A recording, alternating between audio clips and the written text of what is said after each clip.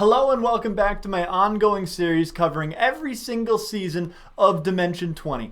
This is my 9th episode. So far I have covered all of these seasons. This is by far my favorite series that I have on my channel, and today I will be covering Dimension 20's Fantasy High Junior Year. That is a mouthful. This is the 21st season of Dimension 20, the 8th season with the Intrepid Heroes, and the 3rd season of Fantasy High.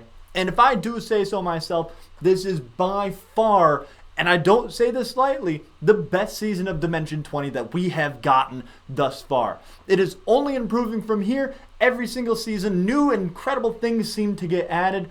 But honestly, this is the first one that I'm like, yeah, I can go back and rewatch that, 40 hours of content or something crazy like that. No trouble. This season we are in, quite obviously, the junior year of Fantasy High. Fantasy High freshman year was the very first season of Dimension 20, back when it was an actual dome, back when the dome was just blue or red depending on if they were doing a role play episode or a combat episode, back when the Intrepid Heroes was first founded, back when Allie didn't even know how to play Dungeons & Dragons. Little known fact, that is why they sit by Murph. We had sophomore year, which I have vocally said is not necessarily my favorite one, but I revisited on a couple road trips and I listened to it as audio. It was really, really good in that sense. Give me an investigation check. What would Riz do in this moment? Nat one. All right. Also the most chaotic season until junior year. Somehow this one is more chaotic than Starstruck Odyssey and more chaotic than sophomore year, which I never thought would get dethroned. And then after sophomore year, we move on to junior year. This one, probably the most asked for season in years. We revisit the same beloved heroes of Emily Axford as Fig Fayth, Zach Oyama as Gorgug Thistlespring, Siobhan Thompson as Adine Abernat, Lou Wilson as Fabian Seacaster, Allie Beardsley as Kristen Applebee's, and Brian Murphy as Riz Gutgak. And I'll tell you what, guys, I've never been happier to be back in Elmville.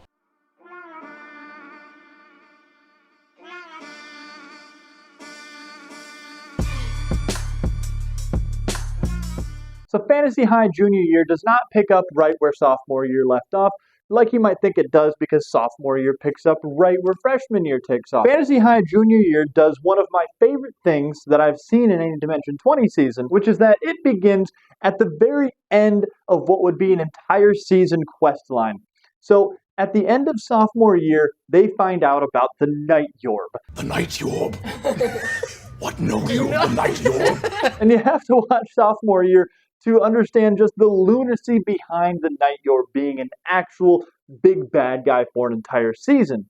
So anyway, the very first episode picks up with the end of that entire campaign. They are in the middle of a combat. Everybody has not full health. They don't have all their spell slots and everything.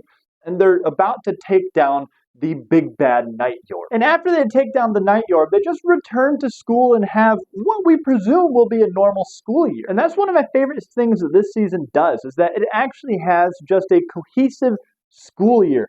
We've seen very, very little of the school up until this point.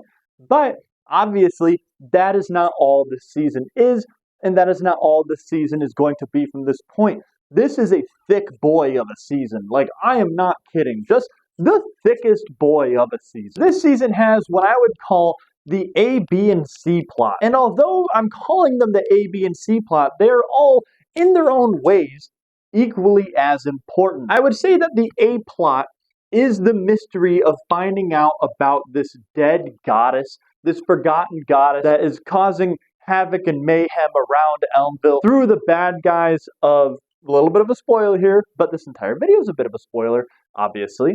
Through the bad guys of Porter, Jason, the Rat Grinders. The B plot is the fact that Kristen Applebee's has basically become lazy when it comes to being the prophet of her goddess Cassandra, because Kristen has never really taken any of her deities seriously, whether it be Helio, yes, or now Cassandra. And the C plot ties in really, really closely to the B plot, and surprisingly the A plot, and it is the fact that Kristen Applebee's is also running for student body president in their senior year. Now, that doesn't seem like it would wrap up really nicely with the other plots, but what's really astounding about this season in the fact that it's a big chonky boy, like I said, is the fact that there's so many ridiculously intricate plot lines. There's not just the A, B, and C. There's the D, there's the E, the F, the so on and so forth plot lines that these characters discover as they are unfolding the big overarching mystery of this season.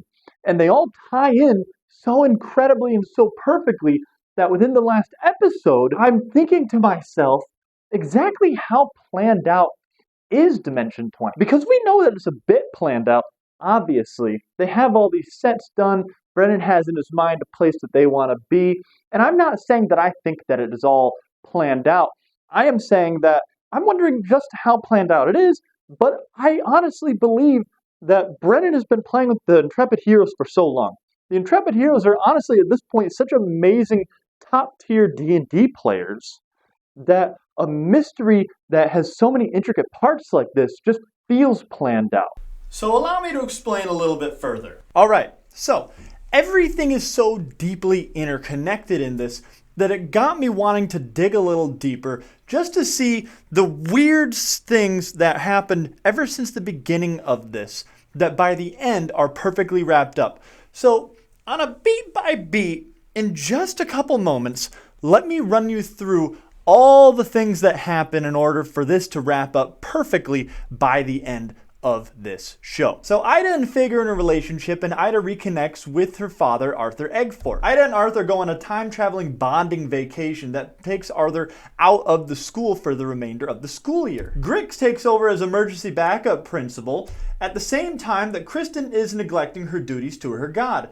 Kipper Lily is running for student body president. Kristen also runs for student body president, basically just out of spite. We find out that Maisie, who Fabian has a crush on, is the current student body president. During a fight, Cassandra, Kristen's goddess, gets corrupted by rage and chokes on a shrimp that knocks her out. During said battle, Cassandra is named and she dies with a blinding red light, and Rog Barkrock is named at the same time, somehow tying him to this. At the crazy party for Fabian and Kristen, we find out Buddy Dawn is the new cleric to the Rat Grinders after their last cleric mysteriously died. We also briefly meet Gertie and her honey, who will come into play later, believe it or not. Lydia Barkrock had info on Bakur the Pit Fiend, who they believe is behind the rage orbs and the red magic that came out of Cassandra because Rog was named. They find out about Oblivati Mori and the gods not being able to remind people of previously forgotten gods, even if the gods themselves remember. They then kill the Vulture King and get parts of him that grant abilities. They venture into the woods and discover the body of a teacher in Lucy Frostblade, the Rat Grinder's former cleric. They also discover a weird soil, very strange. In Falinal, rats who show hole dug and revealed the name of a forgotten god they have been searching for all season. Ankarna, sibling of Ravina, twin giant deities of summer and winter. Cassandra and Ankarna were married at one point as well. Bobby Dawn becomes the new cleric teacher after the previous one died. They do the last stand where they are expected to die. During the last stand, using a part of the Vulture King that they happened to get because Kristen saw a vulture and was like, hey, let me fuck with it. They witness Kipper Lily kill Body Dawn. We then learn Jace has a Shatterstar scar on his chest. There is a problem brewing in the Mountains of Chaos.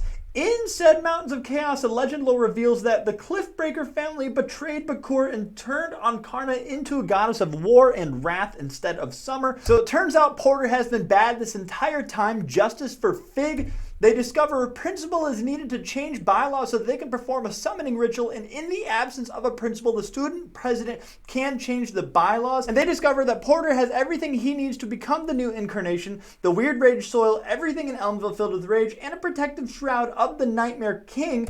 During a final party to secure votes for Kristen, they get enough votes and have to deliver it to the school to show that Kristen is the new president of the student body. Cassandra, as the Nightmare King, is summoned by Cliffbreaker, and K2 uses divine intervention and says Blimey twice to let them pass when she is a giant cloud monster. At the school, the realm of Ankarna is being summoned into our world.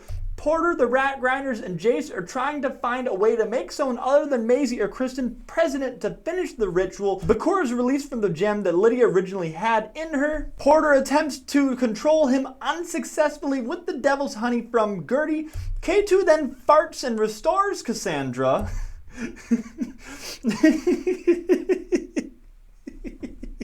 Oh, where the fuck was I? Who then gets Bakor to declare Jason enemy of Ankarna. Ankarna, now freed, slices Porter in half, seeing his true wish to slay her when the devil's honey wears off. And then Kristen begins to worship the couple of Cassandra and Ankarna, so they both exist together, with Cassandra being revived and Ankarna existing and known once again. Now that I've calmed down from my rant and losing my mind a little bit, let's dive in to the more intricacies of this season. And the first thing I want to touch on is where these characters are now. Now, we know and love all of these characters. We have been watching them for years at this point. So that is part of the beautiful thing about this season. The dynamic of the Intrepid Heroes and the characters that they play is the best that I have ever seen up to this point, because we have in this world 2 years of relationship building and character building. We've watched these characters grow up. We've watched them go through high school. We've seen them on so many different adventures, and we know that so many different adventures have happened off screen that have created these lifelong bonds between them. We don't have to start from the very beginning with these characters not knowing each other. And I'm not saying that is bad. Obviously, the getting to know each other phase is one of my favorite parts. I remember vividly in the first episode of Fantasy High when Gorgug and Fabian meet, and Fabian punches Gorgug in the face because he's like, I'm gonna go punch the biggest guy out here like it's prison or something. Hey, how you doing, buddy? I'm good. It's my first day. I guess it's everyone's first day. Oh, it's your first day. Do you want this metal flower? I swing and hit him as fucking hard as I possibly fucking can. But where are these characters now? Adine Avenant, Elven Oracle, denim jacket, wearing cool kid. How do you get a job? Why am I asking I you? have no idea. Adine Abernat is the Elven Oracle, and part of the thing that I love about this season is that she's kind of reconnected with her older sister, and her older sister has become like a middle school teacher, crazy cat lady, but they've like trauma bonded over the shitty relationship that both of them have previously had with their parents. And Adine is going through this season on her own like little personal quest inside of the like 7 overarching quests I talked about as the Elven Oracle, and she's trying to get enough money because she's struggling to get through her wizard classes because it costs like dragon eggs and barrels of diamonds and shit. But she's like the prophet of elves, so people keep like showing up at her work and being like, hey, am I gonna get rich? How's my daughter gonna do in college? And bullshit like that. I'm Fabian Seacaster. I'm the future of dance. Dance isn't in the future. What? It's always right now. Okay. Fabian off-screen has become more of a bard than a fighter. And Lou Wilson plays this absolutely phenomenally and evolves Fabian into like this less like toxic masculinity character and more just this very confident and full of himself, but in like a merited, earned kind of way. You leap forward, eat dirt. The hangman sprays gravel into your eyes. You fly under the van, barely on that first save, not getting crushed under the wheels for 10d10 damage. Okay. And the way he leans into being a bard and this master of dance, but with that confidence and just this cool man swagger, slowly, but really not all that slowly, becomes the most popular kid in the entire school, to the point that he gets a golden neck tattoo of Maximum Legend. And a lot of the season actually banks on the fact that Fabian is so incredibly popular because all of these parties that are thrown at his house are very, very intricate to the plot points of this. And yeah, you can say that some of that was planned because obviously they already had the battle sets built out of Seacaster Manor, like flying through the sky and the shrimp jump and all like that. But at the same time, a lot of it also relied on roles and role playing. Figure out Faith is a archdevil wizard's paramour. Yes, it's part of my identity, Faith. Fig, I love Fig. I love Fig because Fig is Emily Axford, and I will die on the hill that Emily Axford is the all-time best Dungeons & Dragons player that has ever been born. I'm not the only one to say it. Brennan Lee Mulligan has also said it. He has also said that Emily Axford was sent from somewhere to torment him for life as a DM. Emily is one of the best D&D players in the world, endlessly creative, so fun to play with. She was also sent from hell to kill me. Yes. You understand. Yes. But she is, as always, reigning supreme as utter chaos. And also Hilda is back, and she is being hunted by an FBI agent of some kind. Great underarching plot. Your name's Hilda, and you live at 22 Hilda Street and 22 Hilda Boulevard. But Fig's utter chaos just always somehow melds perfectly in with the rest of the goings-on of a season. Usually when a character is like this in Dungeons & Dragons, they kind of throw a wrench into plans and make it difficult for a DM to actually do the plans that they have worked so hard on. But Fig is just a master role player, and not enough people really give her credit for the mysteries that she solves, the notes that she takes, and what she does for her party as a whole, while still being so incredibly fun and creative.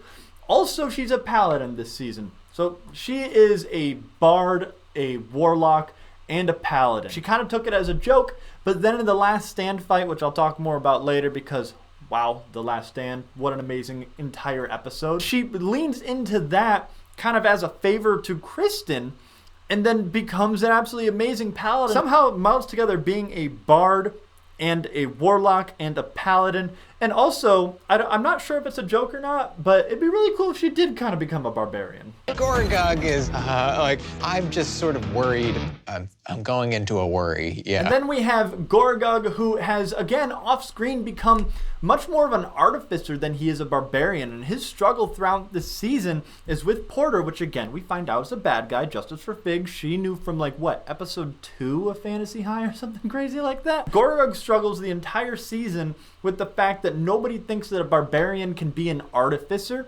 And Porter makes him take like 4 years of school in one because he won't sign an MCAT, something that allows the students to multi-class. So Gorgog struggles with that all season and has to drop the owl bears. But in the end, he becomes like this brilliant artificer barbarian that somehow taps into the intelligence and the mathematician side of being an artificer to make being a barbarian and calculating the rage even better as a barbarian. You literally see, as the heavy metal axe shivers in your hand, this incredible combination of a barbarian's battle axe and incredible artificer metallurgy.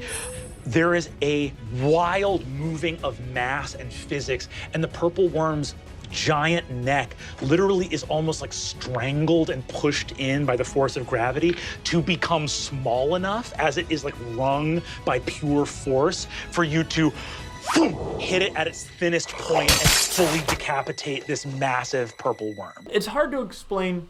As they've said in The Last Stand, he is an engineer, the player is not. I am also not an engineer, but I understand D&D. Kristen is doing great. If you're a cleric and you let your god die, that's a failure. You're allowed to fail a certain number of classes each semester. I just want to show... And then we have Kristen, Allie Beardsley, who has, honestly, way too much stuff going on. I finished watching this like a week ago, and it is already starting to fall out of my head. If I had to define a main character of this season, I'd say it is Kristen Appleby's. In Fantasy High freshman year, the main character I think would be Riz Gutgak, because a lot of the storyline behind Fantasy High revolved around Riz. In this season, almost all of it revolves around Kristen Appleby's. The fact that her goddess Cassandra, who she's not paying enough attention to, and kind of her goddess begins to resent her because Kristen Appleby's throws herself into a presidential race that she really only starts to do out of spite for Cottonmouth Kettleball. And she throws herself into that race, and Cassandra's like, hold up, we only really have 2 worshipers, and one of them is a guy named Craig that, who gives a shit? And Kristen's like, yeah, but being president will definitely help this. And then Cassandra fucking dies, and the entire mystery revolves around finding out the name of this other forgotten god that Porter is trying to, like, release and become the new incarnation of. And it turns out Cassandra is intrinsically entwined with that goddess on Karna. And she also does have to become the student body president so that Porter cannot then become the incarnation of Ankarna. It's absolutely wild. You understand, if you've seen it, why I had to go on like a 5-minute tirade of the just bonkers mystery that somehow ties together, but it really all revolves around Kristen in some way. Riz has graduated from briefcase kid to hipster nerd. You have perfect grades, and that still might not be enough. Pressure is kind of my thing. And then, of course, you have Riz Gutgak, who, if I could just put it into a few short words, is somehow holding all these guys together. Now, the main bad guy of this season is kind of up for debate. It could be Porter, who is revealed towards the end of the season has been a bad guy all along. It could also kind of a little bit be like Jace. Or in the beginning, it's kind of Grix, but then he dies pretty immediately by Fabian. Bang! Lightning. Grix is destroyed. In perfect order. And just becomes parts on the ground. But I would say the main bad guys, or at least the most fun ones in this season, are the Rat Grinders. The Rat Grinders are kind of like the mirror of the bad kids. They're another adventuring party within Arthur Eggfort's school, and they all kind of hate the bad kids because the bad kids have excelled beyond just tiny little quests being accompanied by teachers and are like some of the world's greatest adventurers that have saved the world multiple times, but they're also all kind of two-faced and likable. But then we find out at the end of this, and I'm getting a little ahead of myself, that everybody except Kit and Billy Cattleprod isn't really all that evil. They were just like succumbed to this devil's honey. One of my favorite moments in this season is when we find out that they are called the Rat Grinders because they have all gone out to the woods behind the school and just stomped on rats, kind of in the sense of when you're in World of Warcraft and you just kill boars in order to level up, like that one episode of South Park. That's why we need to just log in and stay in the forest, killing boars. Boars? There's lots of computer-generated boars in Warcraft that die with just one blow. Dude, boars are only worth 2 experience points apiece. Do you know how many we would have to kill to get up 30 levels? Yes. 65,340,285. And they don't actually have any real-world adventuring experience. They've just XP grinded and min-maxed, and it drives Riz crazy. And holy shit, this clip is one of my favorite things that's ever come out of Fantasy High. Stop biting me. I mean, really props to Brennan Lee Mulligan for making these literal, like, school teenagers, these absolutely detestable characters that I openly hate and that I feel like everybody else did too. It's not an easy feat to take literal children and make you be like, yeah, you should probably drop them in lava and fucking kill them. Now, I kind of want to just go on and talk about the things that I love about this season. I've gone through in a step-by-step explained like the plot. I've given synopsis, talking about the characters. I just really kind of want to talk about why I love this season, because I went on record in the beginning of this and I said that I wholeheartedly believe that this is the best season of Dimension 20 out there. And I should back that up. Now, I touched on it a little bit, but the fact that this is already a world that we know and love and characters that we understand in depth really lends itself to a season that we haven't seen before. Only kind of in On Sleeping City, but not to the extent that we've seen this. It lends itself to them being able to seamlessly travel around not only the map, but the world. Like when they go to Falinel, and it never really has to be explained who the people are in Falinel, what the place is, because anybody that loves Fantasy High and Dimension 20 already knows about Falinel because of sophomore year. And then further into the locations, we have location callbacks like Mordred Manor and the ice cream parlor, and we have character callbacks like with Adine's sister and all the teachers. And we understand even these side characters deeply because over the course of 3 seasons of like 60 episodes, we've spent, even with these minor characters like Jawbone, you know, like hours and hours with, like a full movie's length of time getting to know them. And you see he points in a corner of the room you haven't looked in, and you see Jawbone the werewolf over there. Jesus gives Christ. you a surf's up.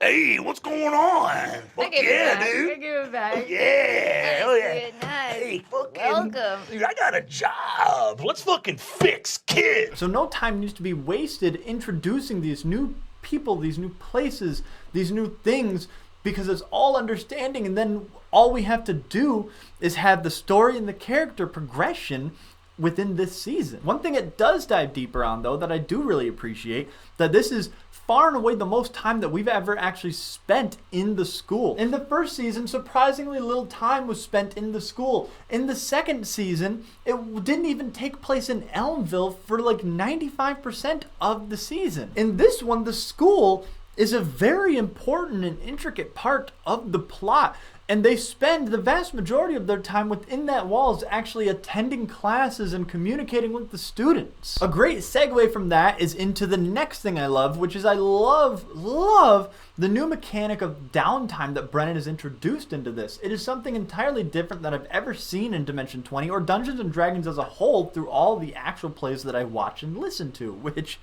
by the way, is a remarkable amount. Quite frequently, like every other episode, sometimes an entire episode is dedicated to the downtime. He goes back and forth between the characters and asks, okay, what would you like to focus on, like this week or this month? Because school time is passing. Would you like to focus on your grades? Would you like to focus on your relationships, popularity? Would you try and like to relax? Each character gets to go and do things outside of the party and outside of the group. And it allows for like a time travel and almost like a fast travel mechanic that makes sense because you're doing parts of the story that would take weeks of time, months of time, and you're saying, all right, well, you're going to focus on this for a couple weeks, and now it makes sense why you're accomplishing so much in such a short span of time, and it allows these characters to travel around the map because it doesn't really matter on like a time frame because it's happening in such a large portion of time, so you're getting to explore Elmville more thoroughly and deeply,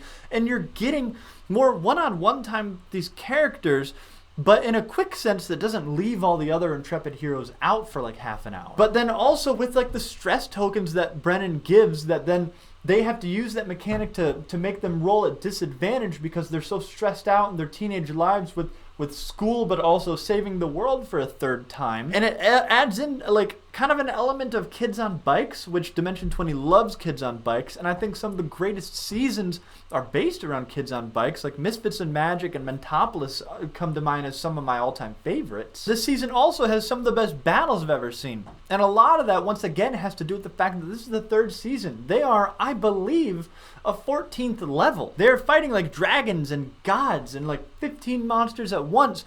They're casting spells that are absolutely destructive and deal hundreds of damage at a time. Their wizard is just phenomenal. Their cleric is actually making a difference on the battlefield, so on and so forth. In so many seasons, they are level 5, level 8, level 10. When you get up to level 14 as a DM, and again, credit to Brennan where credit is due. He's the greatest dungeon master out there. DMing 6 heroes at level 14 that understand the game as thoroughly as the heroes do is very difficult because these are a group of powerful beings.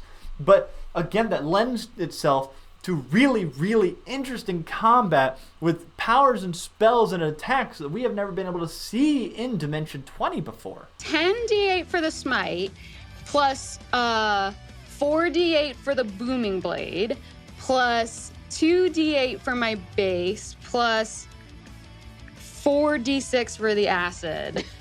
And then that also the booming blade, then he'll take extra damage if he moves? Yeah. Okay. I'm rolling it on here. Oh my fucking God. That is 87 points of damage. If it's not obvious, a lot of this I've been alluding to the final fight, but mostly The Last Stand. The Last Stand will probably forever be one of the greatest encounters I have ever seen.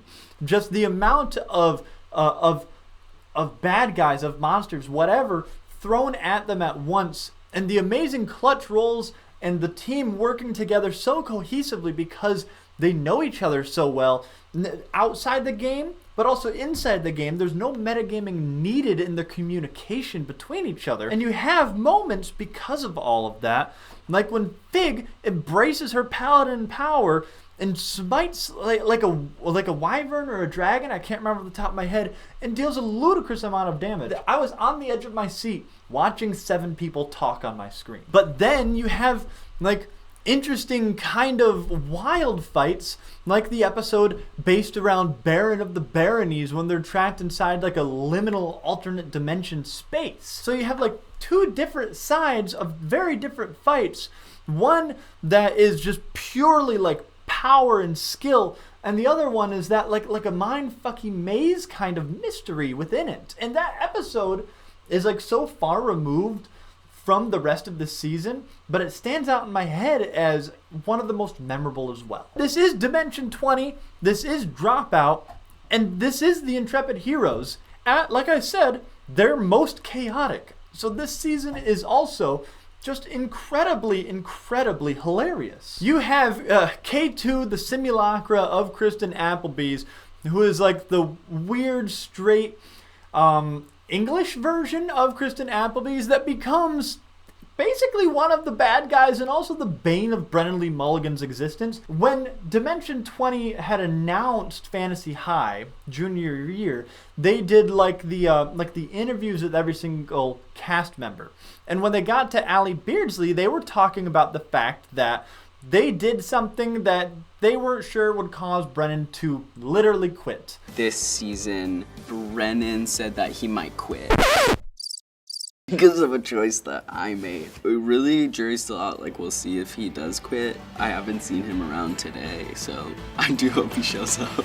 And throughout the entire season, I, along with everybody else that I'm a fan of this, was like, what in the fuck did Allie do to Brennan? And when you find out that it was not just the one time that K2 rolled a clutch-ass nat 20 to do a divine intervention that Kristen had been struggling with all season long, said, blimey, I'm not sure you heard me, blimey, and then nat 20 to divine intervention to end the combat against the summoned Nightmare King in one of the final episodes, and then in the final episode, K2 again rolled another nat 20 and farted at the same time to like re-summon Cassandra, the god that Kristen has been struggling to make real again, her deity.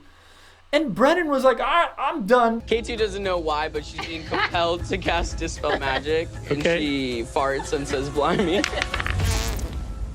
No. Is it a crit? Is it a crit? Is it a crit? Is it a crit? It's a crit. Oh my He's about to die. She farts and says blimey? I don't need this anymore. Zach, we need... There's no fun. What's the fucking point? I got in there. Zach.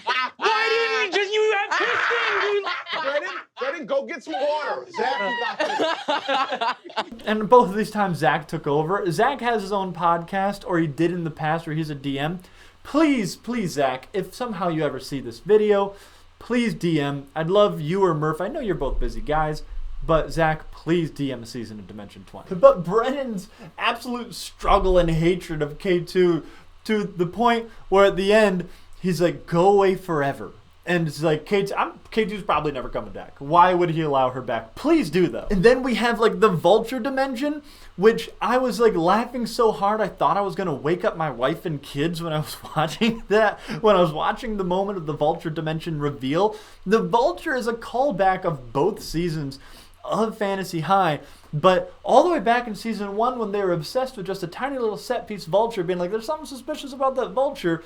And in this season, in all of the fight sequences, there's a little vulture on every single set. And Kristen, when Kristen should be fighting, is like, I'm going to go try and talk to that vulture. And when she communicates with the vulture, they get taken to the Vulture Dimension. And again, it ties into like, what if none of them ever talked to the vulture? None of that would have ever happened. They had all these animations for the dome. They had an entire battle sequence and set built out for it. And the pieces of the vulture that they consumed were vital aspects to multiple parts of unraveling the mystery of this. So what if one of them just didn't talk to the vulture? And then you have Fig cursed with bad luck. The only, and truly I mean the only downside of this season is we didn't have any Galir. Galir was sorely missed, but at least Fig was cursed with the bad luck of Galir. Galir then got amazing luck, became incredibly rich, went on a vacation with Fabian's mom, which, by the way, they're getting married and having a kid. That's a whole other bag of worms that's hilarious. But Galir was sorely missed, but seeing Fig have her father's luck, amazing. And then of course I talked about it very briefly when I was doing my little rant earlier, but then we have rats that show hole digging down and discovering the name of Ankarna, the goddess that they have been searching for, that this entire mystery of this whole season is revolved around. It was a bunch of slutty rats. Slutty rats did it, rats that show hole. You can't beat that. And then finally we have all the callbacks in the first episode, which was absolutely amazing. Like Squeam and the others I can't think of right now because they're not actual characters. And when I sat down and I watched that first episode and they're doing all those callbacks that didn't exist, but it was to the season that was never seen with the Night Yorb, I paused and I was like, it's been a long time since I listened to sophomore year. Am I lost? Do I have to do it again? And literally I went straight on Reddit and everybody else was like, no, this is fake. It got me too. But it was so hilarious. From the very beginning of that first episode, it was pure chaos, but pure perfection.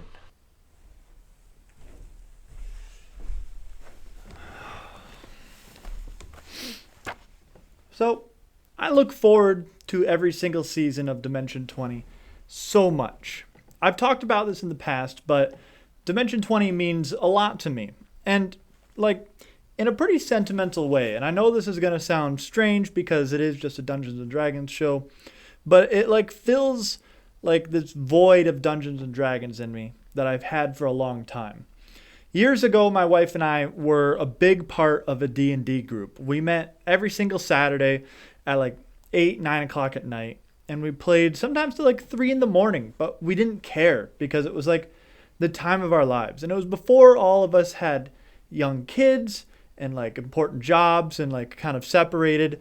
And it's been years now, and honestly, I don't really have communication with anybody that I played with anymore. And I haven't played Dungeons and Dragons in 6 years right now. So I don't mean this in a parasocial way that a lot of people might think I do, but Dimension 20, for that reason, means a lot to me. It's this and Baldur's Gate 3 that fill this D&D void that I have. And I've looked forward, and everybody, it seems like, has looked forward to no season more than junior year. And now I look forward to no season more than I look forward to senior year. This season was Dimension 20 at its absolute finest, at the peak of quality that I have seen in Fantasy High, but in Dimension 20 as a whole as well. The things they have done with the dome is absolutely nuts. And yeah, it's not a dome anymore, but who cares? It was a fire hazard, and they were in a warehouse at 3 in the morning with a crown of candy, which, by the way, is super impressive. My mind used to be blown in A Crown of Candy, which is my all-time favorite season, maybe surpassed by this one. I have to kind of let it gestate a little bit and see if it is. But A Crown of Candy has been my all-time favorite season for a while now. And my mind was blown when I saw them change the colors of the dome for what area of the world they were in. And on this one, it goes above and beyond. Every single season, you seem to see more and more creative things go on. What they had with all the animations for the vulture dimension, or with the hoot growl flashing on the screens, or when Brennan Lee Mulligan had his face on every single triangle, showing the moment that was kind of revealed that Porter was evil all the way back in sophomore year. It's very, very impressive, the production that they have came from Fantasy High freshman year. And I'm not saying freshman year was bad. It wasn't. It was truly amazing. I've also said that I personally can't get myself into Critical Role for the same reason that I had to listen to sophomore year instead of watching it. It's just the production quality, in my opinion, leaves something lacking. It's not an insult to Critical Role by any means.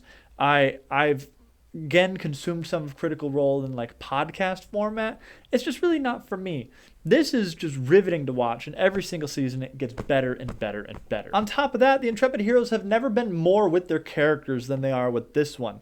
And we have never been more invested in characters than we are with this one. We already have, going into junior year, 90 plus hours invested into this world and these characters. And now we have upwards of 130 to 140 with them. And because of that, they are so one with these characters and the progression that they have made in their lives and in this world, that from the very beginning when you jump in, it's so enthralling. And for that reason, again, senior year is just will just be so bittersweet, you know? Because I'm just so invested in this world of Fantasy High, so much more than I really could be with like any other fantasy world other than like deep books, because I've just stayed in it with these characters for so long. And that's why when senior year comes out, it'll be so incredibly bittersweet, because it might be so many more years from now until we see it. And it'll probably be the conclusion of this world and of these characters. I don't know if they're going to like do like maybe like a season 5 where they're in college. I don't know if there's like an adventuring university they can go to, but probably not. It'll probably be the end of the road for them. And I hope they do like some kind of epilogue just to kind of wrap them up nicely and sweetly. But even if they do that, it'll probably be the end of the road. And it'll be so incredibly like double-edged sword, because it'll be so satisfying seeing the end of this journey, but so sad as well to leave the world and the Intrepid Heroes that we have seen from Fantasy High, the very first season of Dimension 20. And this was all like super like sentimental, which is kind of weird coming at the end of this video. I don't normally do stuff like this speech right here, you know? But you know, honestly, that's how I feel about this. And I feel like there's probably other people out there that feel similarly. But that's really all I got for this. I really hope you guys enjoyed this. This has been an absolute blast to make. I absolutely cannot wait for the next season. It's going to be Never Stop Blowing Up. I'm obviously going to cover it, so keep an eye out for that one. But thank you so much for watching. Make sure to like, comment, subscribe. Check out my other videos.